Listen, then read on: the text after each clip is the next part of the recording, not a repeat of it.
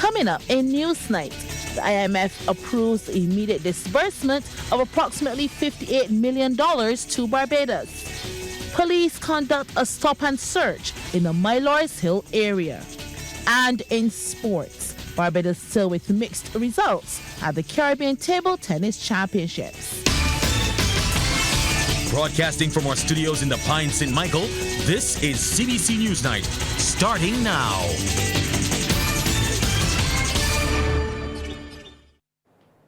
Good evening, I'm Anne-Marie Burke, and here are the details to the news. Barbados will be receiving its final tranche of loans totaling $116 million from the International Monetary Fund. This follows the successful completion of the country's economic reform program.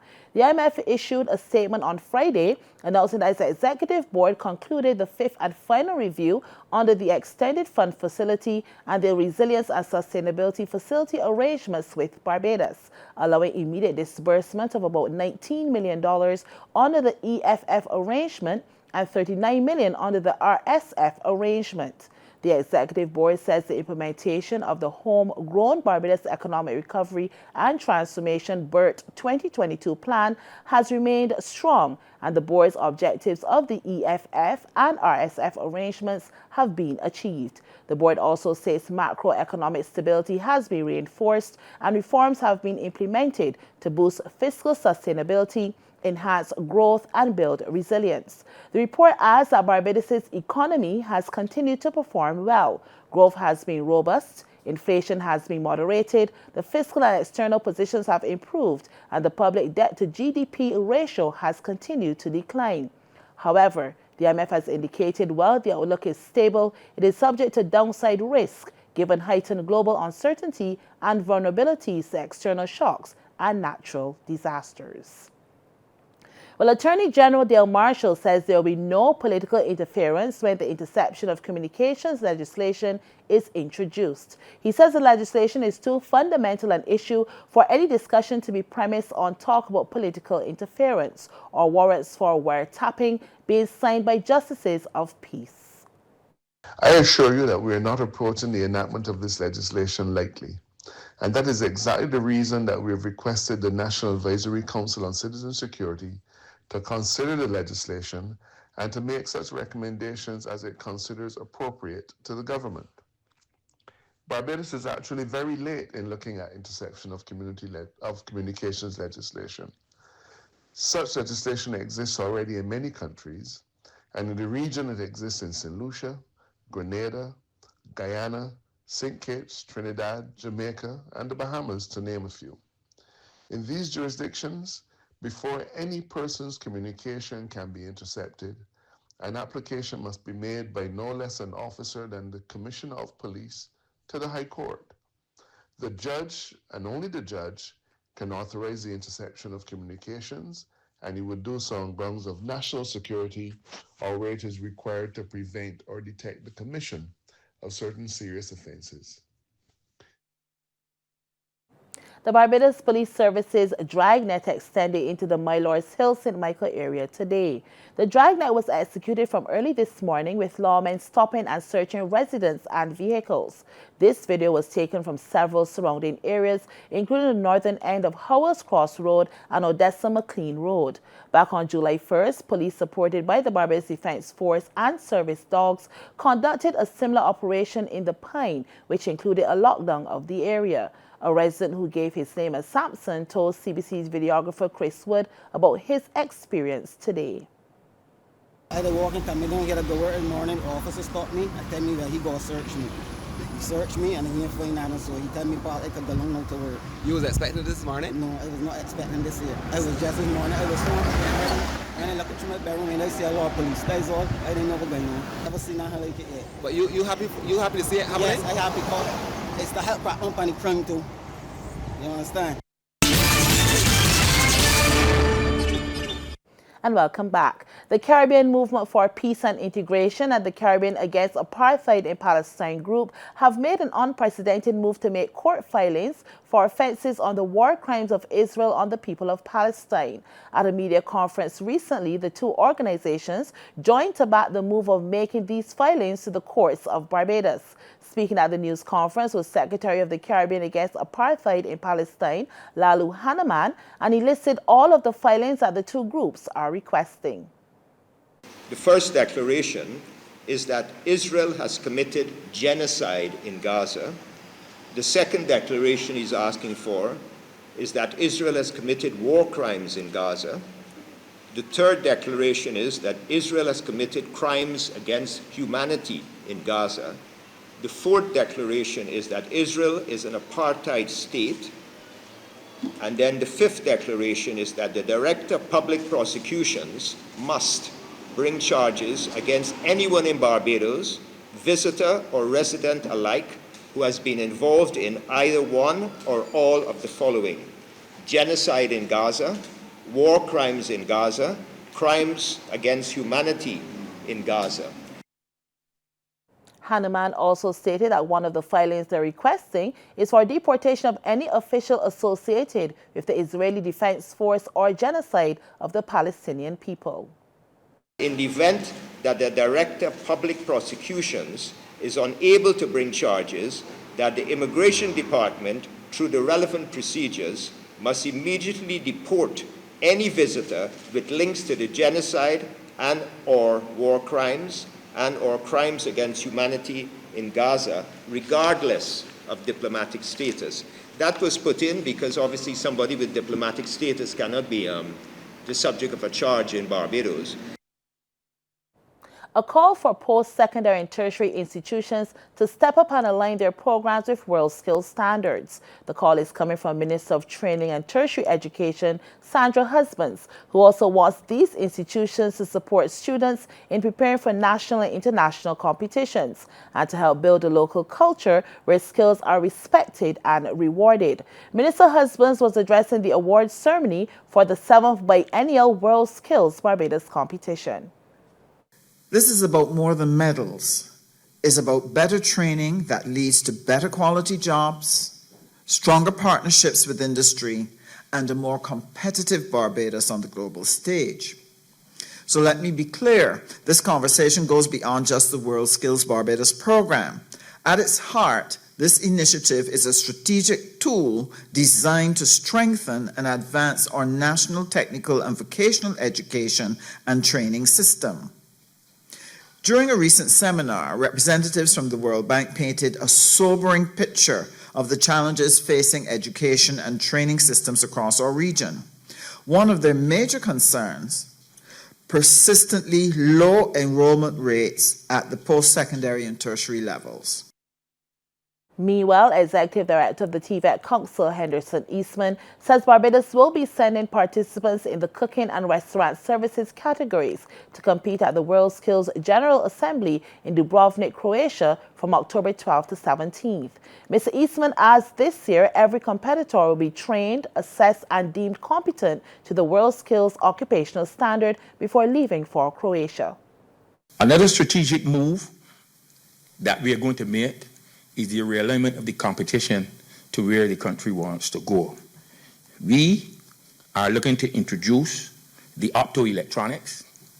We are looking to introduce standards in industrial design and standard in the Industry 4.0 standards. That is where we are going in alignment with Export Barbados to build capacity in these areas. Going forward, we intend to use this year as a model for the other skills fairs offered as part of the World Skills Competition. And we begin sports with table tennis. Barbados pair of Kevin Farley and Tyrese Knight crashed out at the quarterfinal stage of the doubles competition of the Caribbean Regional Table Tennis Championships today. Knight and Farley, however, started the day well by defeating Guyanese Niran Bissou and Lishiba Johnson in the round of 16. Meantime, in the women's doubles, Angela Reid and Crystal Harvey went out at the round of 16 after losing to Chloe Frazier and Jordan Thong of Trinidad and Tobago. CBC's Amar Goodrich-Boyce reports. Women's doubles round of 16 action started off proceedings. Crystal Harvey to the left of your picture and Angela Reid, representing Barbados, were up first against Chloe Fraser and Jordan Thong of Trinidad and Tobago. Opening exchanges, Barbados started brightly. Reed with patience and pounced when the opportunity arose. That was smart tennis. Harvey also wanted a piece of the action, capitalizing with some strong forehand shots. This smash was unstoppable. Fraser, however, was up for the challenge and produced some quick returns. The Bajan pair had no answer on this occasion. Good use of the blade, but Barbados took the first set 13-11. But the second and third sets told a different story. Fraser here with the serve. Good rally until Harvey finds the net. The unforced errors continued for Barbados as pressure mounted. Harvey misses the entire ball on this return. Barbados were unable to recover, unfortunately, and it was a case of deja vu into the net again as Trinidad came from a set down to win 11-13, 11-5, 11-4, 11-9. On to the men's doubles now. Barbadians Kevin Farley and Tyrese Knight versus Guyanese Niran Bissou and Elishba Johnson. From the start, Barbados wasted no time in taking control. Knight with a powerful stroke, too hot to handle, and the return crashes into the net. The Guyanese, however, were not prepared to just allow Barbados to have the points. Johnson with a cross-court shot. No way Harvey was getting to that one. But the Bajans, for the most part, handled the pressure. Knight with a vicious shot. That was brilliant. So too were the Guyanese. This was a good rally, and it came to an end when Johnson delivered a thunderous blow. The very next play, Barbados benefited from this. Johnson into the net. Barbados took the first two sets, 11-3, 11-6, and also dominated the third as well. Farley on this occasion doing the damage, showed no emotion. That was expected. Barbados captured the victory when Johnson's return was too long. The Bajans took the W in straight sets, 11-3, 11-6, 11-6. And more Goodrich Boys, CBC Sports. And in their quarterfinal match, Knight and Farley lost 11-4, 11-6, 13-11, 11-8 to Cuba's Levan Martinez and Jorge Campos. Night 2 of the Alexander Fire Clark Invitational B-Class Road Tennis Tournament delivered some entertaining matchups. Playing at the Dighton Power Roach facility in Bush Hall, 10 players registered wins in the round of 32. CBC's Damien Best reports on some of those games. We pick up the action with Kurt Allen in the orange playing Christopher Rene. Allen was wielding that racket like an axe in the first game, and it was paying dividends. From leading 13-10, Allen would go on to secure the first game at 21-11. Switch of ends for the second, some sharp rallies and a few mistakes giving Rene the edge.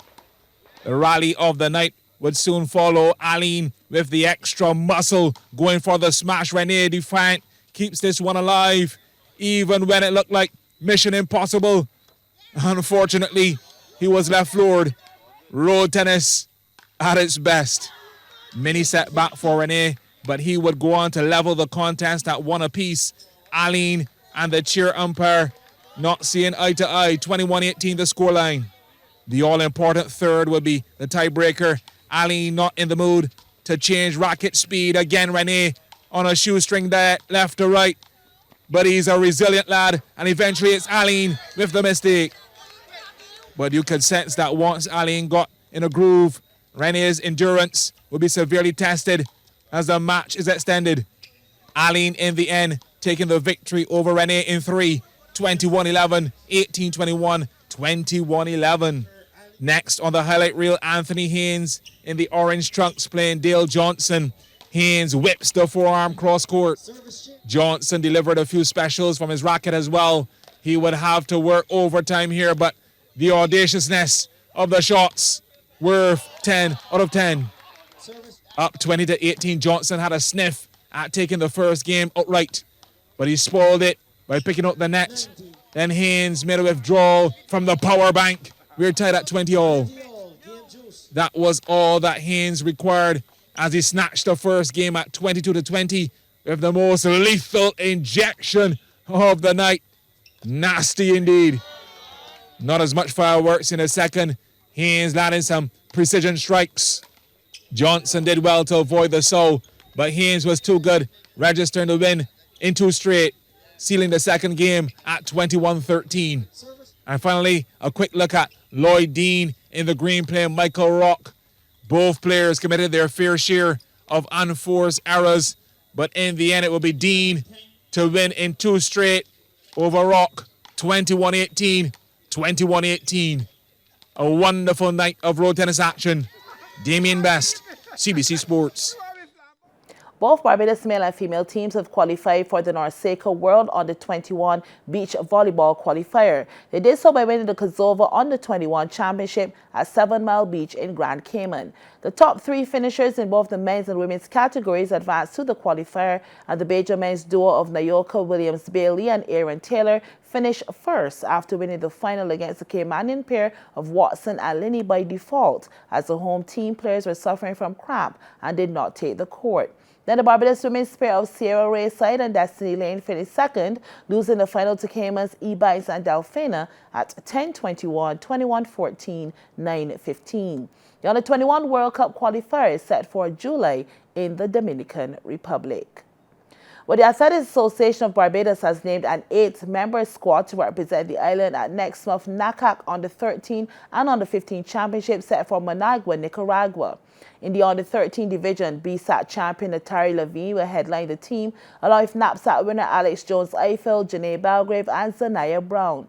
Fellow BSAT champion Jada Hines is the biggest name among the Under-15s, with Ciara Burrows, Ajayla Cumberbatch, and Shakobi Gittins also making up the squad.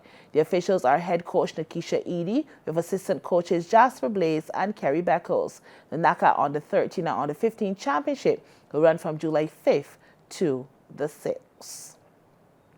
Well, members of the local basketball, blind cricket and hockey fraternities gathered at the Ann Gill Methodist Church this morning to celebrate the life of former basketball referee, blind cricket coach, and former hockey player Charles Williams. He was known as an all-round sportsman, especially at his beloved club Empire.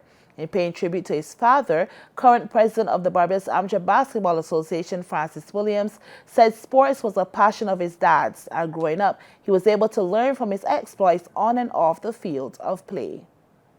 There's a famous writer who once said, "We make a living by what we get. We make a life by what we give." If that is true, then my father made a great life. He was the most giving person I've ever known. I'm sure those of you who had the opportunity to know him would agree. My father was active in a number of different sports. He could hold his own on the basketball court as well as the cricket, hockey, and football fields. Though small in stature, his determination and work ethic were that of a giant. Williams, who also served as an executive member of the Barbados Amateur Basketball Association, passed away on May 24th. He leaves to mourn his wife Philima and children Marguerite, Richard, and Francis, and was interred at the Coral Ridge Memorial Gardens. And that's our news. Thank you for joining us, and do enjoy the rest of your evening.